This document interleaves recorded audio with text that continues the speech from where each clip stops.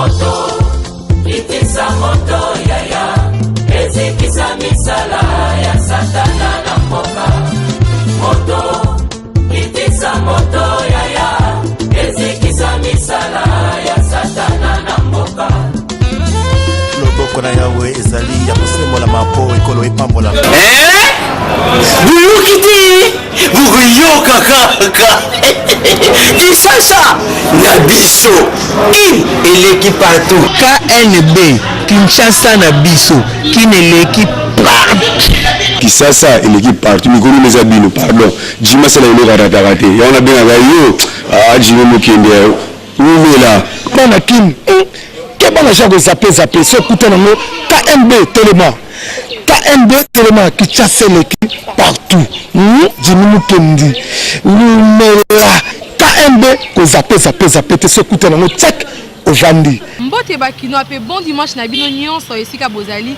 bienvenue na rétro ya semaine na magazine na bino Kinshasa na biso kai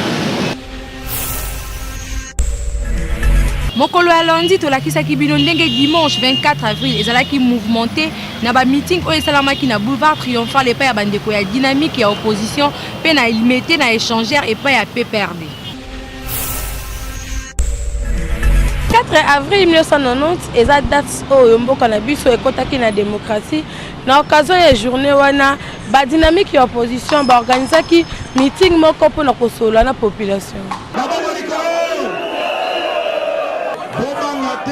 pouvoir eza na maboko ya peuple pouvoir eza na maboko nani ya liboso boye baboye ntango tozoloba awa bato majorité bakei na cour constitutionnelle eloko wana bazosala tolobi na cour constitutionnelle boye bozali basage soki bolobi ke article 70 elobi élection kosalema te mpe kabila kotikala elakisi bosali référendum na kombo ya peuple congolais c'est que place na bino ezali susu wana te boye te pouvoir ekozala ya opposition na 2016 bobanga te oyo balingi opposition ozwa pouvoir 2016 maboko likolo nabo merci Je félicite le peuple pour avoir répondu. Et si message il y a, j'encourage le peuple. Chaque fois que nous les appelons pour un travail d'ensemble, ils doivent venir. C'est très important parce que c'est ça qui peut changer le pays. Tous ceux qui tiennent à ce que le pays puisse changer pour le bien doivent nous suivre.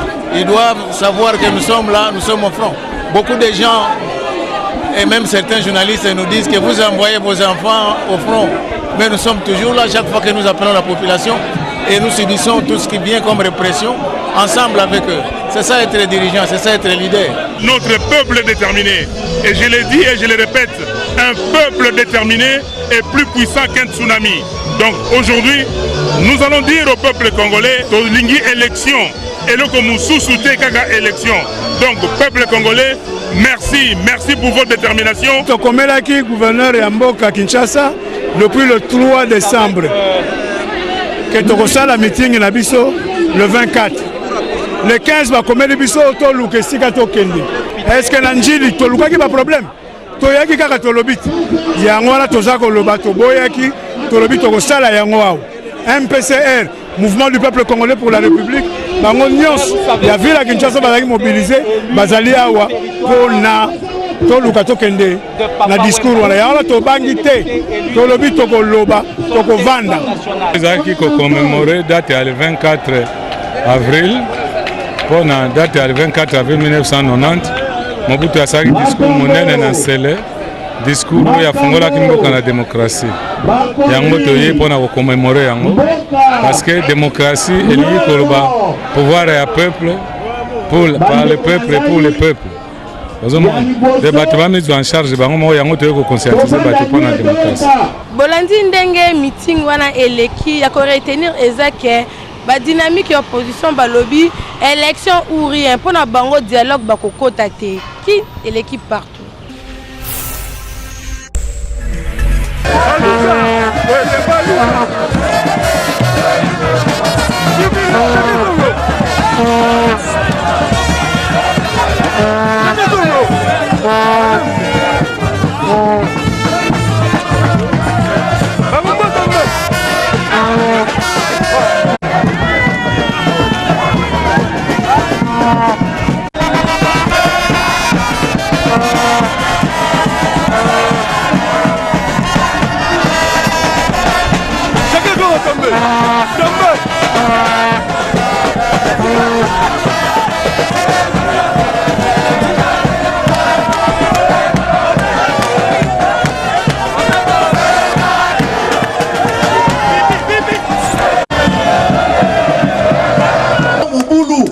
L'article 64 la coup sur coup d'Engalati ezali arme de destruction massive babiso yeyo tango tomoni que ba rebelle oyo ndenge bayaki soki tosalaka angele te balingaki babotola biso pouvoir tolobi à partir ya lelo soki baponi yo te okoki kozala mokonzi na mboka oyo te tina ya article 64 yango wana mosusu wana totie oyoki ata kombo na yo me nani soki baponi yo te ozali mokonzi ya mboka oyo te ozala yo simbi boye ezali déclaration de guerre bozo yango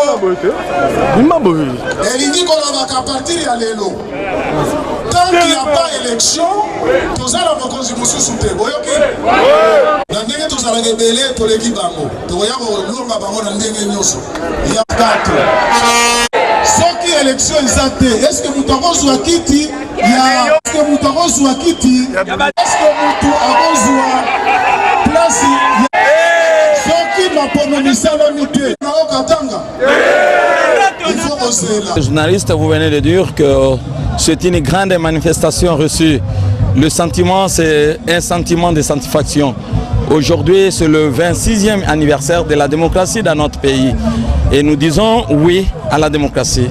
Et je crois que c'est l'article 5 qui constitue la substance même de la démocratie dans notre pays. Parce que le peuple, qui est le souverain primaire voulait dire, et le pouvoir appartient au peuple. Et aujourd'hui, ce que j'ai noté, ce qui est beaucoup plus important, c'est que dans les jours à venir, nous allons actionner l'article 64. Que dit l'article 64? Tout pouvoir, tout monsieur qui veut prendre le pouvoir par la force, qui veut déstabiliser les institutions de la République, nous allons actionner les dispositions de l'article 64 et ça c'est le message clé de notre secrétaire général. Nous ne pouvons pas lire la Constitution en demi-mot. Il faut lire la Constitution en l'intégralité. C'est l'article de la démocratie. Tout pouvoir émane du peuple qu'il exerce à travers ses représentants. Pour être dirigeant dans ce pays, il faut avoir le mandat du peuple. Lorsque quelqu'un qui n'a pas le mandat du peuple veut s'accaparer du pouvoir, veut déstabiliser les institutions démocratiquement élues, le peuple se prendra lui-même en charge. Bolandi ndenge meeting eleki ya ko retenir ezake PPRD ebeti c'était makasi na article 64 donc oyo akoluka azwa pouvoir na makasi PPRD pe akozala na nzela naye Kinshasa eleki partout. Mardi tolakisaki bino ndenge na ba organisation mingi ezalata na ba école notion ya premier secours ezalaka te. L'équipe partout le lot magazine abino et qui na commune ya Bandalungwa pour le kosolo na bakinoa ba biso soki le lot bovandi ensemble na bandinga et que moko na bino a sali arrêt cardiaque topé à quoi a sali crise moko. La première de choses il faut que ça les anines boka ndenge bakinoa ba pesi ba point de vue na bango na micro ya Kande. Likanisi na ngai ezali lorsqu'une personne a connaître arrêt cardiaque to a sali crise, la première des choses il faudra d'abord éviter qu'entourer par la masse, il faudra créer d'abord un clivage favorable pour permettre que l'oxygène est là pour être à connaître un arrêt cardiaque à Si aussi à moyen, il faut que l'on bouton, qu'on fongole bouton, ce cas moi moi ici, ce moyen peut aller à fongole soutien pour permettre à transpirer ma lame. Et puis s'il s'agit à faire exactement na terme médical massage cardiaque et que permettre peu mutu à la l'aise. Bon qui va qui nous ande ba pesi ba point de vue na bango na micro ya Kande mais biso to ko bakisa juste ceux qui bovani ensemble na bato et que moko na bino a sali arrêt cardiaque to pe a sali crise moko. La première de choses ya ko sala les ali faut pas ko luka ko étouffer bo encercler parce que ceux qui vont encercler na mulungi en tout cas na étouffement wana et ko permettre à respirer bien s'il faut et ko la nécessaire faut ko longola lamba ceux qui pe ba bozali na bango tout juste tout moko akoki peut-être koyeba ndenge basalaka massage cardiaque mais pe ko sala massage cardiaque pour que le temps ambulance ya topé quoi rouge ya ko sauver en tout cas et ko zala vraiment malamu topé yango pe koki ko bikisa ye pe ça vu moi eloko ki obino bo sala ki wana intervention na bino et koki ko pesa ye pe donc il faut ko éviter ko entourer ceux qui muta sali arrêt cardiaque bon entourer en tout cas et ko zala vraiment malamu te Kinshasa et l'équipe partout.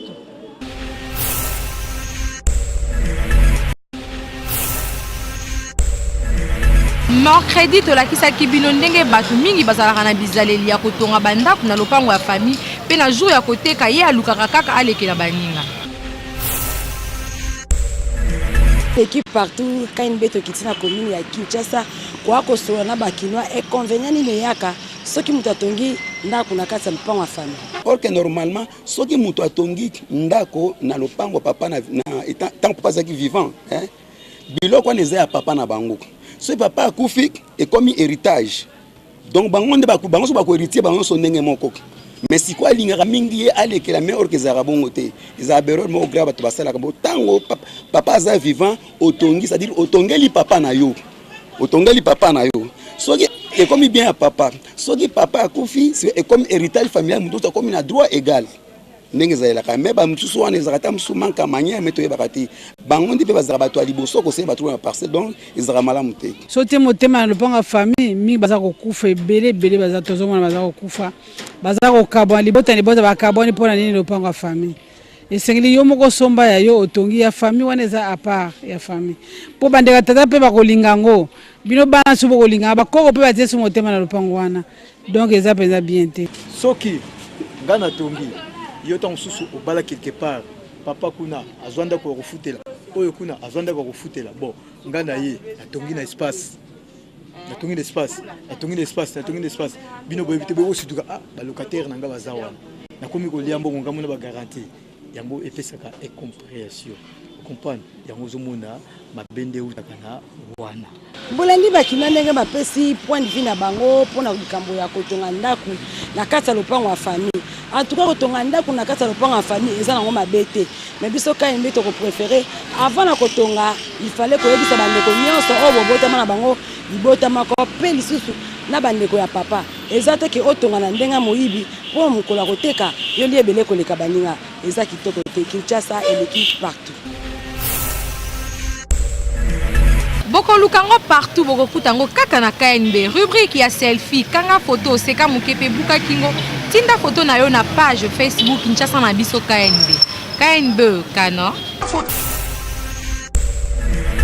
jeudi tolakisaki bino ndenge commissaire provincial ya Kinshasa général Kanyama asalaki point de presse pe akitaki na famille ya feu papa Wemba asiraki bakinoa ke matanga ekozala malamu pe na kimia. Ça l'équipe partout le magazine na binoto comment qu'il le na point de presse au commissaire provincial de la ville général Kanyama asalaki pour na obsèque ya papa Wemba vraiment to kanini ya koloba na famille ya papa Wemba pe ni ala ko assurer bango prendre le corps de l'aéroport avec les services juste à la maison. C'est lui le seul responsable de ce qui va se passer. En attendant le deuxième jour, on ne sait pas si c'est avec les enfants tout ça, là on va avoir les enfants. Et à la sortie du corps, tout le monde, c'est le deuxième commandant ici qui est le seul responsable. Il va prendre le corps jusqu'à il est le seul responsable de la sécurité. S'il y a un problème particulier, on va garantir la sécurité sur toute la ligne. Tout va bien se dérouler. Et Papa Wemba, c'est vraiment un aîné pour moi. C'est une fille, l'un de mes conseils. Je les respecte beaucoup.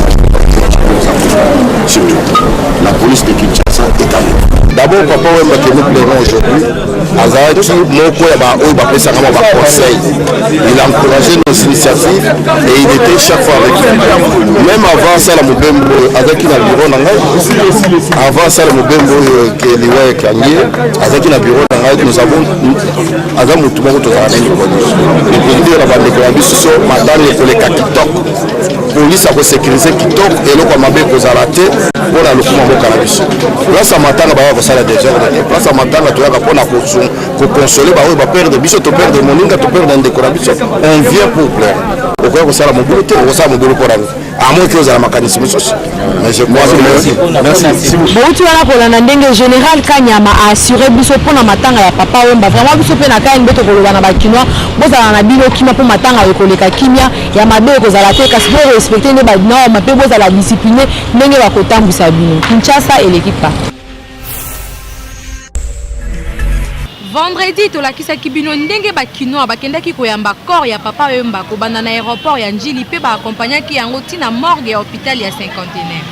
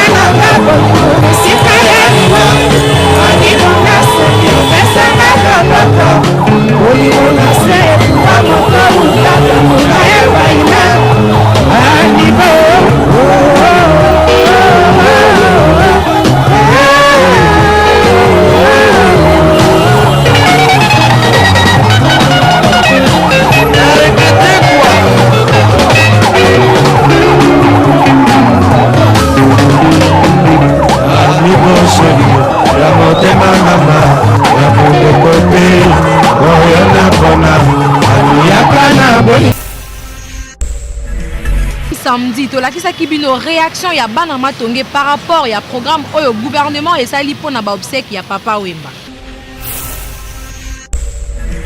Ba politicien te batiango na mutu na bango papa Wemba azali artiste musicien eloko ya liboso pe deuxièmement azali saper médaille d'or eloko na batiango na mutu na bango balongola na makambo etangami ya dei ya papa Wemba na makambo na bango ya politique.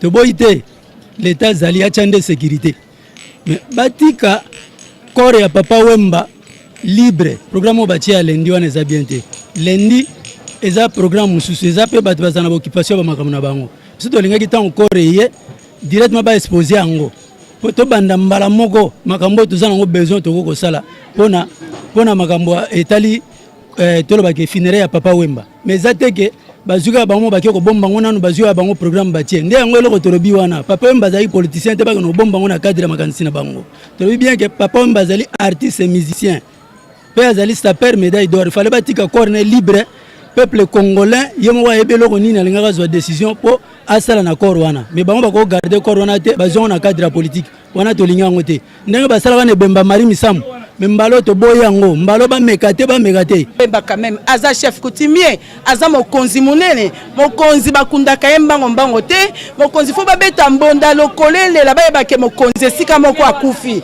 ndenge nini oya biso papa aza nanu papa ya mokili mobimba monde entier ya solo Côte d'Ivoire soki elelaki noki po aza mopaya na Côte d'Ivoire mais biso moma na mboka gouvernement lobby ekobimisa lundi et kunda mercredi. Maman papa mbaza n'importe qui te.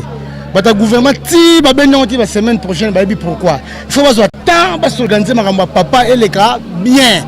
Et les cas vraiment ba condition OK et ko les gars pas tout le monde quand même na Côte d'Ivoire ne ba honorer papa. Siko o eza mboka na ye. O eza mboka na yango moni. Ko lelo ba exposer on peut lelo te. Faut attendre ba se préparer ba polo là ta maman tonge là la vie beaucoup. Bana tonge ba yebi beaucoup la yindi saka. Ayindi sa couloir. Bana ba yebi ba makambo fi beaucoup la sala. Donc le gouvernement fallait pas ce temps pour pas préparer bien. Pas d'une sango lundi to attends bien un mois. To zela to la vie beaucoup. Attends bien une année. To wala la kalibanda pour la vie beaucoup. Donc choisis tes maman talaka ka vie beaucoup ba souvenir les belé. Nga na vanda ju musu na la crèche pa nga. Nga na crèche retien vous na la crèche. On a besoin de merci na attention bo accordal ki ya malamu ezalaka ke bozalaka ebele ya kolanda magazine oyo bolingaka mingi ya lelo topresentaki yango na avenue du port na commune ya Gombe. Kasi soki olingi olata kitoko lokola bafille ya KNB, adresse eza kaka moko, avenue Eyala numéro 21 na commune ya Kasavubu, na croisement Éthiopie pa ya maman Mami Bilema na Dorcas Confection. Kinshasa et l'équipe part.